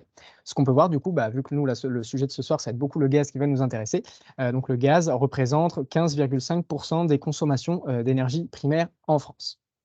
Si on fait un petit zoom sur cette consommation-là de manière un peu plus précise pour savoir où est-ce qu'on consomme du gaz en France, là, sur ce deuxième graphique, cette fois, on a plutôt secteur par secteur pour les consommations de gaz. Pour savoir globalement, depuis les années 90 jusqu'à aujourd'hui, alors à nouveau en 2021, quel secteur consomme principalement. Donc si on y regarde d'un peu plus près, on voit du coup que le secteur résidentiel, ça représente 33% de la consommation, donc ça a la première place, devant globalement l'industrie qui est plus à 27%, et puis derrière la production d'électricité et le tertiaire, donc en jaune et en bleu très ciel. Donc ça, c'est pour vraiment montrer les secteurs qui consomment du gaz en France. Et donc nous, bah, le résidentiel, ce soir, c'est ce qui va principalement nous intéresser. Dans l'idée, c'est que le gaz qu'on consomme dans son logement, on le verra, mais principalement du coup le chauffage, mais pas que, hein, mais principalement le chauffage. Donc d'où l'intérêt de venir aussi réduire ces consommations-là, parce que bah, derrière, c'est aussi les factures de kilowattheure de gaz, c'est elles qu'on paye aussi à la fin de chaque mois. Donc voilà un petit peu pour recentrer ça. Dans l'idée, c'est qu'ensuite, sur ce graphique-là, et c'est là où n'hésitez pas, Fadela et Charles, si vous avez des chiffres un peu plus récents, mais on voit notamment les importations françaises de gaz. D'où est-ce qu'on importe principalement? Alors, voilà, là, c'est les chiffres 2021, mais si aujourd'hui, on est toujours dans des ordres de grandeur similaires, la Norvège est toujours le principal fournisseur de la France. Là, on parlait de 32% des importations, ça venait de la Norvège, devant la Russie et l'Algérie. Alors, je ne sais pas si c'est toujours ce Alors, podium-là un petit la peu qui est... Russie, depuis qu'il y a eu la guerre en Ukraine, donc déjà la France avait déjà anticipé ce blocus russe qui pouvait avoir un impact sur notre territoire. Et il y a plusieurs années de ça, on avait déjà commencé à bien diversifier nos importations de gaz. Et au moment de la guerre en Ukraine, on avait à peu près, tu me corriges, Charles, hein, on était à peu près à 20% de gaz russe, il me semble, 21%, et aujourd'hui, on est descendu à 9%. Et l'objectif, c'est que d'ici avant 2030, on absorbe tout ce gaz russe par du gaz vert. C'est-à-dire que le gaz vert qui va être produit en France va complètement effacer le solde de 9% du gaz russe qui est importé sur notre territoire. Donc, il restera uniquement la Norvège, l'Algérie, Pays-Bas, Qatar, Nigeria qui apportent. Et petit à petit, plus on va produire du biométhane en France, moins on aura de l'importation extérieure. Et surtout, la France deviendra de plus en plus indépendante en produisant elle-même ses propres ressources. Ah, c'est ça, cette Ouais. diversification, ça montre aussi une certaine forme de résilience du coup sur les Résilience approvisionnements, le et fait d'avoir plusieurs sources souveraineté d'importation. énergétique surtout. Tout à fait. Voilà. Bah, Si j'avais juste une merci pour petite ces remarque précisions. à faire, Vincent. Oui, En fait, ce qui s'est passé en 2022, c'est qu'on a donc, on a beaucoup utilisé le GNL, hein, Ouais. c'est nos fameux terminaux méthaniers. On en a 3 en France, hein, un à côté de Marseille, à côté de Nantes et à côté de Dunkerque, et On ça entend nous parler permet en de ce moment. recevoir, on en parle après? Non, on en entend parler en ce moment avec les grèves Ouais, dans les ports d'ailleurs. ouais, ben Voilà. voilà. Ouais. Et en gros, ça nous a permis de recevoir du gaz, sans être dépendant d'un tuyau. Et notamment, donc si on devait dessiner là l'année 2022, il y aurait certainement une grosse part des États-Unis, puisque les États-Unis, exportent beaucoup de gaz par méthanier, et il y aurait probablement plus de choses depuis le Qatar aussi. Voilà. ok. Mais je pense pas que le tableau soit tellement changé en 2022. Effectivement, la Russie est amenée à disparaître progressivement. On a une Bah, merci question pour. Oui, de alors je vois qu'on a François. une question. Ce que je propose, c'est que comme il y a un petit quiz qui vient juste après, il y a des questions qui vont faire un peu rebond. Donc on la garde en tête et on va y répondre de toute manière très prochainement par la suite. Donc ce que je propose, c'est qu'on puisse enchaîner sur justement un petit quiz, hein. Dans l'idée, c'est que rien de bien méchant, c'est simplement pour aussi rendre le format un peu plus interactif. Mais dans l'idée, je vais vous pourrez répondre dans le chat directement. Mais du coup, voilà, des sujets comme le biométhane, on va l'aborder lors de ce quiz, donc ce sera l'occasion. D'ailleurs, il y a déjà quelques éléments de réponse qui ont été donnés, donc c'est très bien. Mais du coup, voilà, si tout le monde a accès au chat, c'est simplement un quiz. Vous allez le voir, c'est format qui veut gagner, alors non pas des millions, mais des watts. Il n'y aura que 10 questions, hein, donc rien de bien méchant, mais c'est simplement questions à choix multiples, donc à chaque fois A, B ou C, D peut-être éventuellement, et vous mettez simplement la lettre dans le chat au fur et à mesure. Donc, je vous propose qu'on débute. Et justement, alors là, on va parler déjà formation de gaz naturel. Alors, je vais mettre dans le chat, hop, simplement ça. Alors, à votre avis, combien de temps nécessite la formation du gaz naturel? Est-ce que c'est environ 500 ans, environ 10 000 ans ou plusieurs millions d'années? Voilà, donc répondez simplement A, B ou C. Je laisse quelques petites secondes et puis après, on passe aux réponses. Ok, alors pour l'instant, je vois du B, du C, du C, du C, du C. Hop. Alors, effectivement, en majorité, donc la réponse C, effectivement, c'est plusieurs millions d'années. Le gaz naturel, alors c'est issu de la sédimentation de matière organique qui a lieu sur des millions d'années, un petit peu au même titre que la formation du pétrole, par exemple. Et du coup, le fait que ça se forme sur des millions d'années, c'est aussi pour ça que vous avez probablement entendu employer le terme d'énergie fossile. Fossile, c'est tout simplement pour définir ça, le temps de formation de la ressource, donc là, qui s'exerce en millions d'années. Et par contre, effectivement, on parlait tout à l'heure de biométhane, de gaz vert, et donc qui peut être produit en France. Et là, à nouveau, Fadela et Charles, corrigez-moi si je me trompe, mais on parlait plutôt des capacités de production, cette fois en l'espace de globalement 60 jours, il me semble. Donc, c'est vraiment des ordres de grandeur très différents. Mais le gaz naturel, lui, c'est bien plusieurs millions d'années qui sera nécessaire. Hop, et à nouveau, biométhane, j'en dis pas plus pour l'instant, on va y venir aussi juste après. Et puis Charles, dans ses fonctions, était responsable gaz vert, donc il va pouvoir bien vous répondre sur le biométhane. Parfait. Alors, Donc si on il faut bien enchaîne, 60 jours, bravo Vincent, il faut bien 60 jours pour c'est ça? transformer de la biomasse en biométhane. Impeccable. Alors, question 2. Hop. Le composant principal du gaz naturel, à votre avis? Est-ce que c'est le méthane, CH4, le propane, C3H8 ou le butane, C4H10?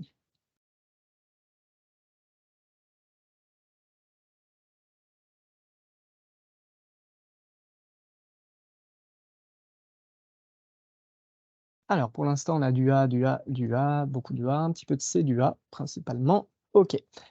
Alors, effectivement, ce sera la réponse A, donc le méthane. Et donc, bon, la même chose, n'hésitez pas, Fadel et Charles, à me corriger si je dis des bêtises, mais donc le méthane, c'est bien, enfin les 3, hein, c'est des molécules qui ont globalement, en termes d'usage, les usages sont similaires, hein. On peut utiliser ces 3 gaz avec des usages similaires, mais simplement, le méthane, c'est bien ce qui circule dans les réseaux, dans tous les tuyaux d'acheminement du gaz jusqu'à chez soi, tandis que propane et butane, c'est plutôt en En bouteille. citerne ou en bouteille. C'est bien ça? Ah, c'est ce que vous voyez des fois dans les stations essence ou dans les grandes surfaces. Donc, ces bouteilles qui sont utilisées pour, voilà, pour l'usage cuisson ou pour les barbecues, par exemple. Parfait. Alors, si on continue, question 3.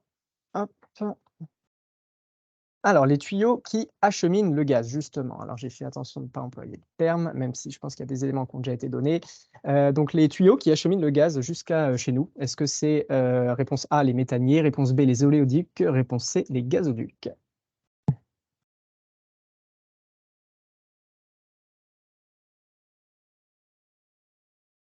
OK, pour l'instant, on a du C en majorité. Donc, Et ils sont bons ce effectivement, soir. tout à fait, ouais. Voilà, bah, de toute manière, voilà, on avait déjà abordé l'aspect méthanier et donc on avait bien dit que c'était le méthanier, lui, c'est un bateau. Alors, c'est pour du transport de gaz quand même, malgré tout, mais alors sur bateau, c'est du gaz à l'état liquide et donc ça nécessite de descendre fortement en température, hein, pour liquéfier le gaz. Mais par contre, c'est quand même bien pour transporter du gaz, alors qu'un oléoduc, lui, c'est bien un réseau de canalisation, mais qui est dédié au transport d'une autre ressource qui est le pétrole, en l'occurrence. Voilà la différence. Mais donc, c'est bien les gazoducs qui acheminent le gaz à travers, voilà, enfin, sous les tuyaux. Alors, moi j'ai une question complémentaire. À quoi on reconnaît, quand on se promène dans la campagne, à quoi on reconnaît la présence d'un gazoduc? Il y en a pas mal dans les Yvelines. Suspense. Bon, alors si vous donnez votre langue au chat, en fait, si vous faites attention, vous allez apercevoir, dans les champs, je vois que peut-être Adèle est Il y a Adèle qui va peut-être répondre. Ah! exactement, ouais. C'est des, Ah, c'est ça, des alors en points. fait, c'est des espèces c'est un peu bizarre, c'est une petite tige avec comme un petit toit ou un petit V Petite inversé, maison, hein. et ça matérialise effectivement le passage des gazoducs. OK, Voilà. bah, merci pour la Et petite anecdote. et 2e anecdote, les gazoducs sont à très haute pression. C'est, plutôt du, 60-70 bars, voire 80 bars. Donc c'est vraiment les très gros tuyaux qui transportent beaucoup de gaz très loin, et souvent le gazoduc, on l'associe à une entreprise qui s'appelle GRT Gaz, qui est l'entreprise jumelle de GRDF. Donc nous, GRDF, on est le réseau de distribution, donc on est à beaucoup plus petite pression, mais on vient se brancher sur les gazoducs de GRT Gaz. Voilà. Donc ça me paraît important de vous le dire parce que dans le nord des Yvelines, il y a des installations, importantes. Il y a les stockages de Storengy, il y a les gazoducs de GRT Gaz et il y a bien sûr le réseau de distribution GRDF. Super, bah, merci pour ces partages. Hop. Surveillance de fuite, oui. Ah, Absolument, bah, ça c'est le cœur du métier du gazier. On déteste les fuites et on vérifie tout le temps qu'il y en ait, pas. Et s'il y en a, on se précipite pour qu'il y en ait plus. Puis on a le VSR, le véhicule VSR, Charles? Ouais, bah, on a plein de choses effectivement, mais le le véhicule, je dirais, le plus emblématique, vous allez le voir passer, souvent, c'est vous avez l'impression qu'ils passent le balai, mais en fait, ils ont Les capteurs. des petits capteurs au ras du sol et puis, ils circulent pour renifler les petites molécules de méthane et on les fait passer régulièrement pour s'assurer qu'il y ait pas de fuite. Je vais vous envoyer, une photo d'un VSR si ça vous intéresse. Et ce petit véhicule, une fois qu'il a recensé des micro-fuites, c'est des fiches qui sont remontées donc aux équipes de la maintenance du réseau. Et derrière ça, après, il y a des techniciens qui se déplacent et qui vont contrôler, remesurer cette probable fuite. Et ensuite, c'est intégré dans un programme de travaux pour la réparer. Hop. Alors, merci pour ces éléments-là. Si on enchaîne, alors une question 4 qui a été un petit peu abordée lors de la discussion. Que signifie GNL? Est-ce que c'est gaz naturel livrable, gaz naturel liquéfié ou gaz nocif et létal? Le GNL. Effectivement, ça a été abordé. On en a parlé quand on parlait des méthaniers notamment. Donc effectivement, réponse B, gaz naturel liquéfié. Et donc ce qu'on disait tout à l'heure, c'est qu'effectivement, pour liquéfier du gaz, voilà, ça nécessite de descendre à des températures très froides. Ok, si on continue, question 5. Alors là, du coup, on parlait tout à l'heure des importations. Donc la part des importations françaises de gaz qui provient de la Norvège. Alors je crois que j'ai peut-être même donné finalement la réponse tout à l'heure. Donc 32%. Hop, et je vais mettre 32, 19 ou 25%, tout simplement.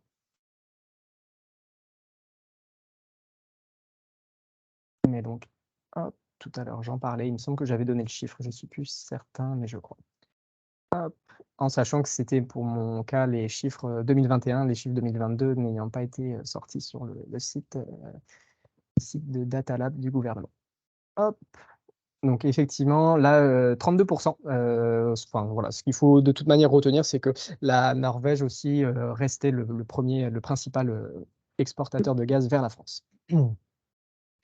Ok, si on enchaîne, tac, question 6. Alors justement, là, on va parler un petit peu de gaz vert, gaz renouvelable. Alors, hop, que je mette. Quel objectif s'est fixé la France donc pour l'injection de gaz renouvelable dans les réseaux d'ici 2030? Est-ce que c'est 5%, 25% ou 10%? Un objectif d'injection de gaz renouvelable, en sachant les objectifs, disons, de l'État. On parlera aussi avec GRDF, il me semble qu'il y a aussi des objectifs qui peuvent être plus ambitieux de certains points de vue. Donc, on pourra évoquer ça. Et là, je parle bien de 2030 parce qu'on peut aussi parler de 2050. Il y a des chiffres qui ont un peu été donnés tout à l'heure, donc on va regarder tout ça. Alors, on a un peu de B, on a du C. Est-ce qu'il y en a d'autres qui se prononcent?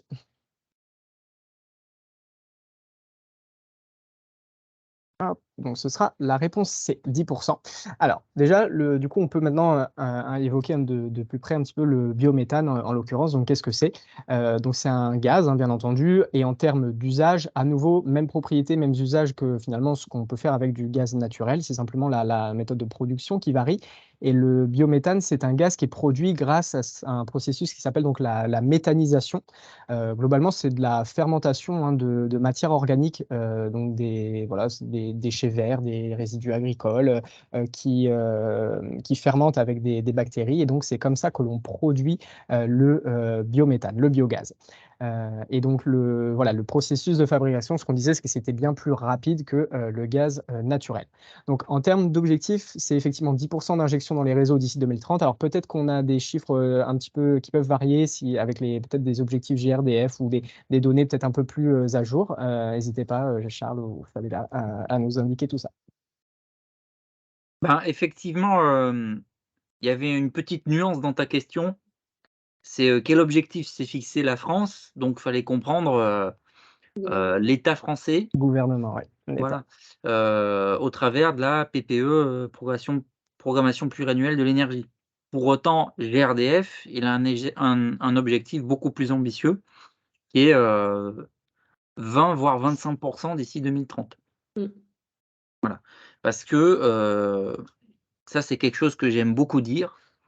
En termes de production de biométhane, on fait plus que les objectifs que nous a demandé le gouvernement, en fait.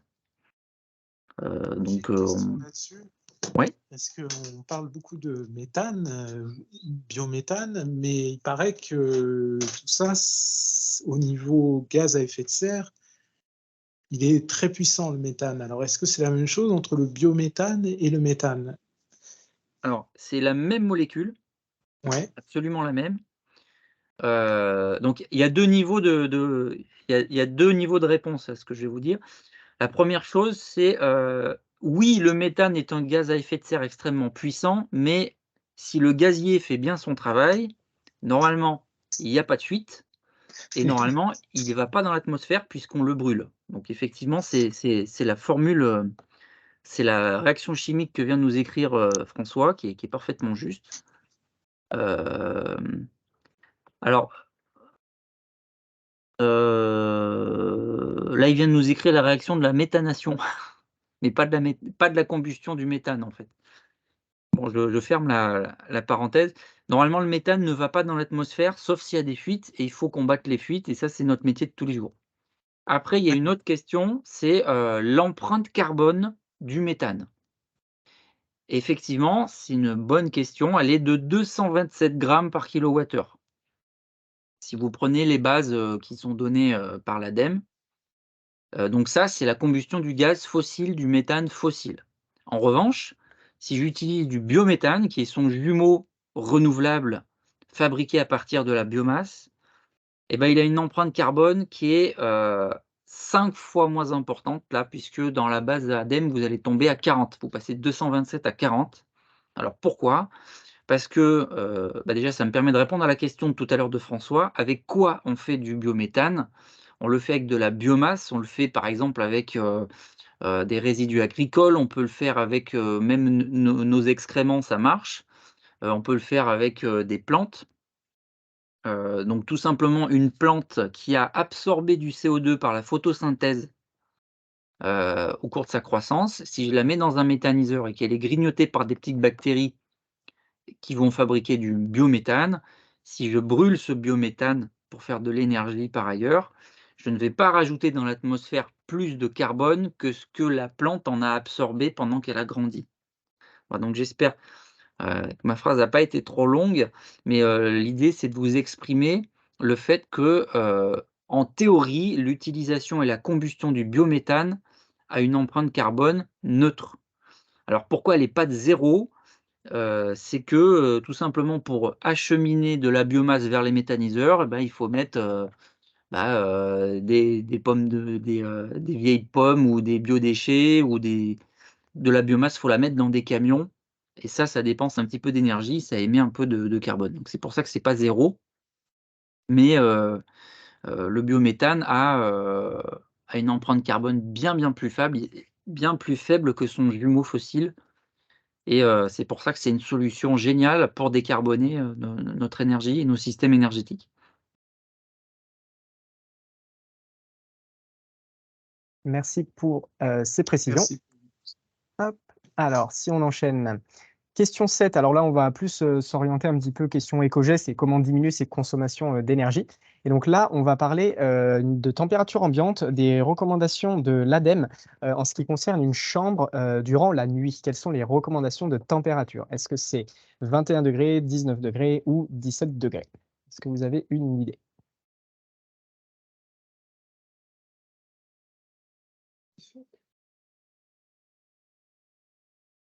Donc, tout le monde a l'air assez d'accord. On l'évoquait tout à l'heure, alors ça aussi, il faut le nuancer, hein, parce qu'en fait, effectivement, ce qu'on veut, c'est pas tellement une température précise, hein. Ce qu'on veut, c'est avoir une sensation de confort dans son logement, c'est être bien dans son logement. Mais effectivement, les chambres, très généralement, on n'a pas besoin de les chauffer autant une pièce de vie, comme un séjour. Et donc, effectivement, les recommandations, c'est bien 17 degrés. Mais ça peut même être moins, hein. On a déjà eu des retours d'expérience de chambres qui ne sont pas du tout chauffé, mais on a une excellente couette, un excellent plaid qui tient bien chaud. Et au contraire, on dort mieux, effectivement, on le disait tout à l'heure, hein, dans une chambre fraîche plutôt qu'une chambre trop chauffée. Mais tout ça, c'est à nuancer dans le sens où bah, c'est des questions de ressenti, c'est des questions de confort. Donc, c'est un peu du cas par cas. Il faut faire les tests, il faut voilà, se challenger, faire varier un peu les températures, quitte à, voilà, à avoir une bonne couette et un bon plaid qui tiennent bien au chaud. Mais voilà, les chambres en général sont vraiment moins chauffées et ça joue énormément ça, sur les consommations d'énergie derrière. Et si j'ai une petite astuce à vous donner, la bouillotte, c'est redoutable. Vraiment, ça fait un peu vieux jeu, mais vraiment, on peut avoir vous pouvez dormir avec une bouillotte, elle peut rester chaude toute la nuit. Vous pouvez dormir à bien moins que 17, sans avoir froid. Et ça peut être le jeu de ce soir, c'est essayer de voir, Ouais, il faut se où vous pouvez challenger. aller Il faut avec faire une les bouillotte. tests. Challengez tous. Alors, si on enchaîne, question 8, là, on va parler de fermer des volets devant une fenêtre la nuit. À votre avis, ça peut permettre de diminuer les déperditions de chaleur jusqu'à combien? Alors, est-ce que c'est 20% des déperditions, 40% des déperditions ou 60% des déperditions de chaleur que l'on peut diminuer simplement avec une action de fermer des volets devant une fenêtre?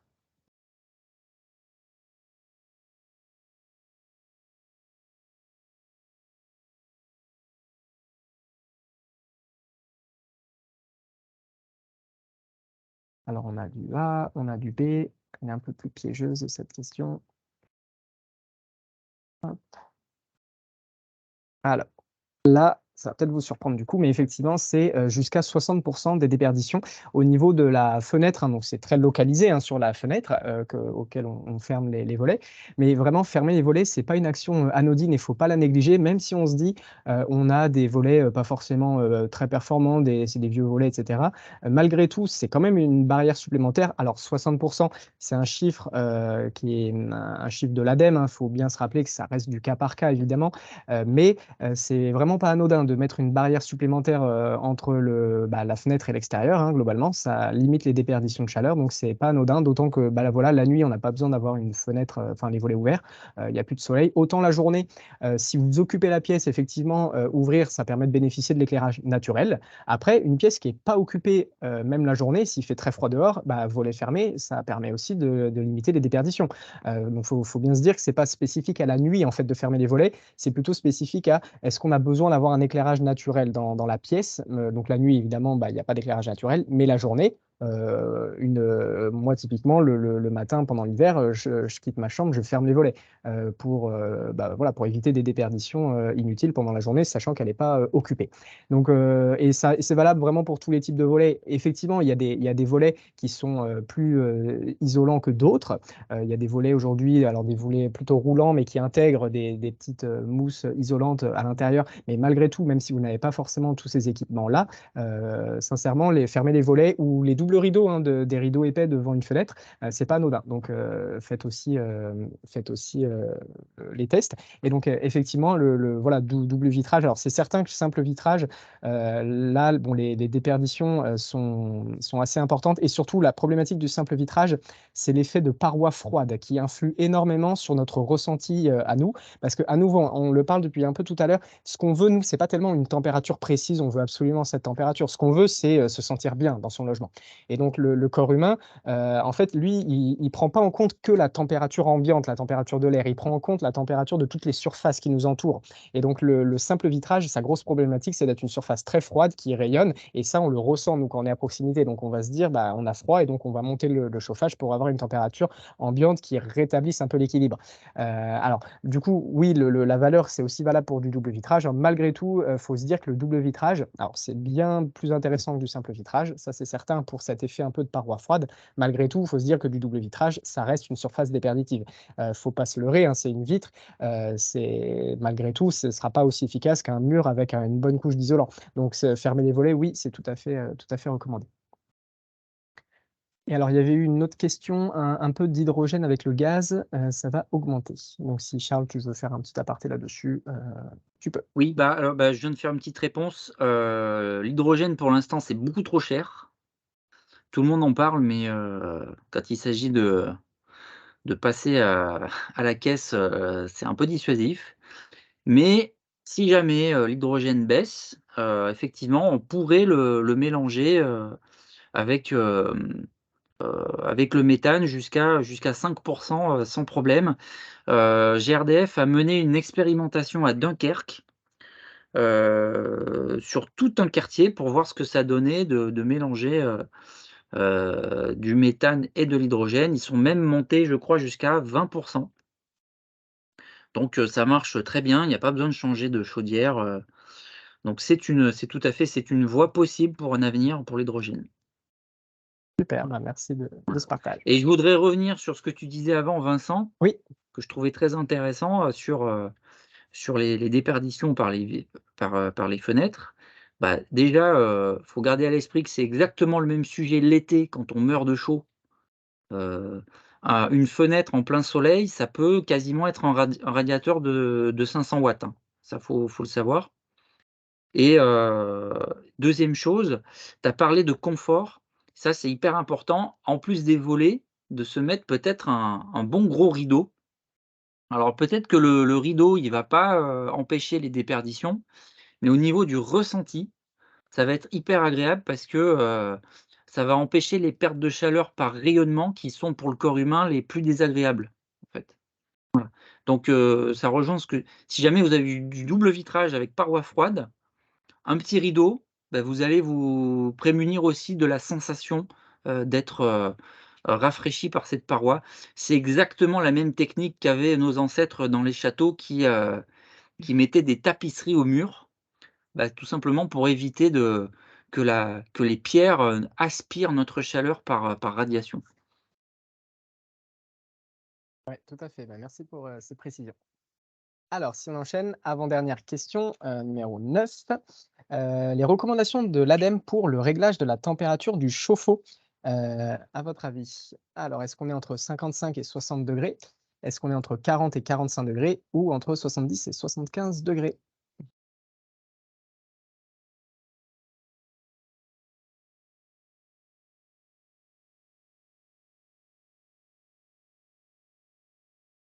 Alors, on a 3A, 4A d'entrée de jeu.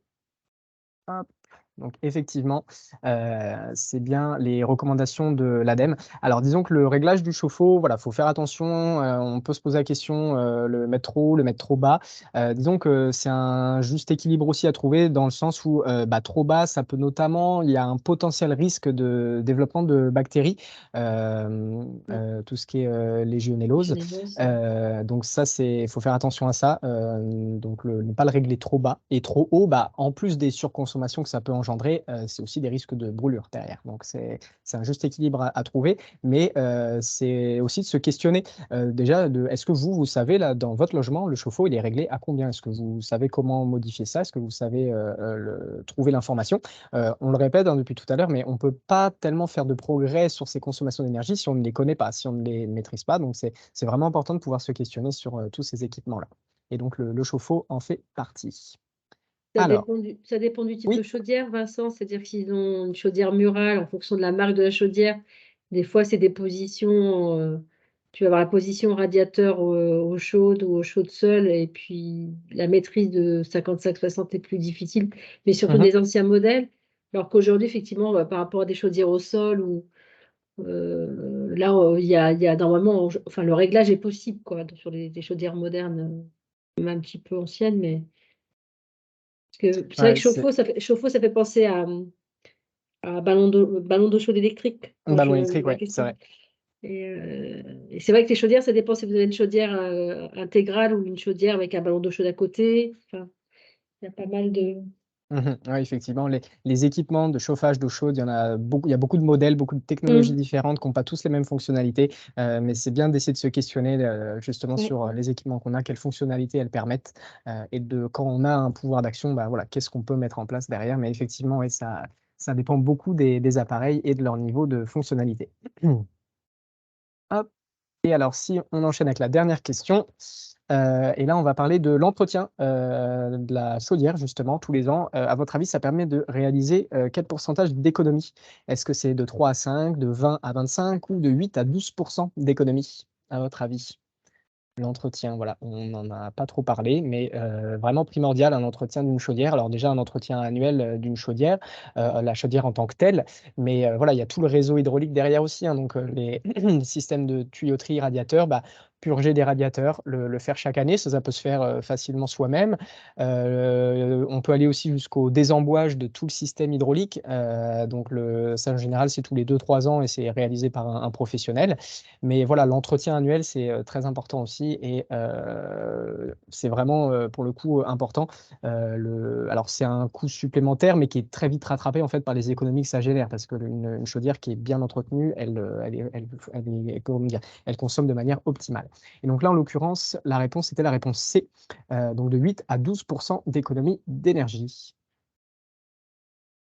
Hop, très bien. Et Bah, écoute, juste, oui, une petite précision, Vincent.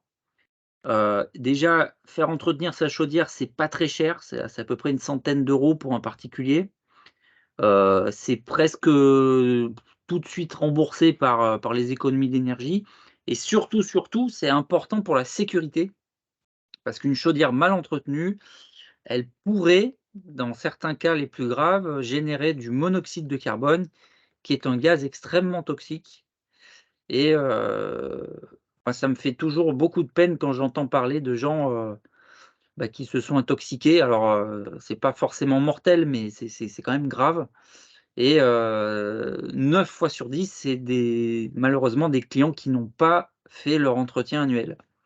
Donc faites-le, pour l'économie d'énergie, mais aussi pour votre sécurité. pour la sécurité, ouais, des appareils, tout à fait. De toute façon, de manière générale, l'entretien, pas forcément que d'une chaudière, mais des équipements qu'on a chez soi, c'est assez important pour optimiser leur fonctionnement et notamment leur consommation d'énergie. OK, alors du coup, ça met fin à ce petit quiz, tout simplement. Alors si on poursuit un petit peu, là, je vois l'heure qui tourne, donc on va essayer d'arriver tranquillement vers la fin.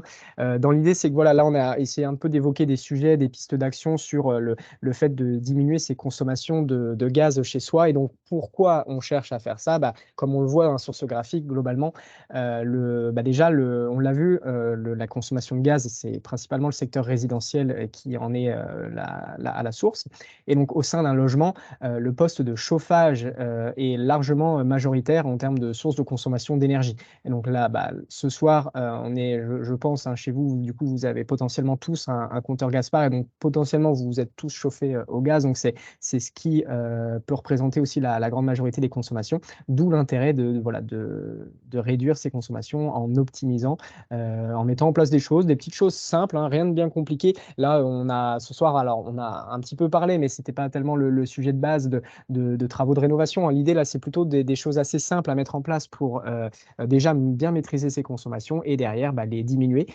étant donné que bah, le chauffage, c'est quand même une grosse part du budget énergie et d'autant plus que bah, voilà, il y a aussi les évolutions du prix du gaz, hein, qu'on ne maîtrise pas forcément. Donc toujours dans cette optique d'être résilient face à un peu les imprévus qu'on peut avoir sur les tarifs, bah, c'est de pouvoir maîtriser et optimiser ses consommations d'énergie. Donc voilà, on a vu, hein, quelques exemples de gestes très simples. Voilà, fermer les volets, on en a parlé tout à l'heure. Couvrir les casseroles, c'est vrai, ça on n'en a pas trop parlé. Pendant la cuisson, tout simplement, mettre un couvercle, c'est tout bête, hein, mais c'est vraiment une économie, importante. On couvre la casserole et on peut baisser, moi je l'expérimente au quotidien, on peut baisser comment dire? La puissance la puissance de la plaque, donc d'ailleurs c'est un peu valable pour n'importe quel type de plaque, hein, pas seulement le gaz, mais vraiment on peut la réduire, beaucoup, et on a quand même une cuisson tout à fait adéquate et même couper la plaque un peu avant la fin de cuisson, ça marche aussi. Et donc tout ça, voilà, des petits gestes à mettre en place qui vraiment diminuent ces consommations d'énergie chez soi.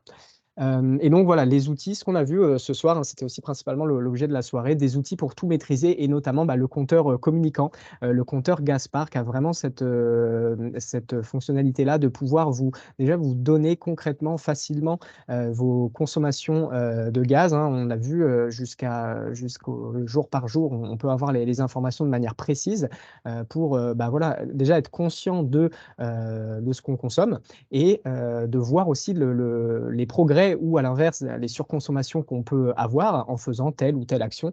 Pour le coup, bah, c'est vraiment un outil qui est très utile dans ce sens-là. Et donc, bah, juste à côté, là, il parle de thermostat programmable, hein, effectivement. On en a parlé un petit peu, hein, de réglage des températures. dans les logements. Donc ça peut se faire aussi à l'aide d'un thermostat. Voilà, le thermostat qui pilote globalement la mise en route de la chaudière selon une température.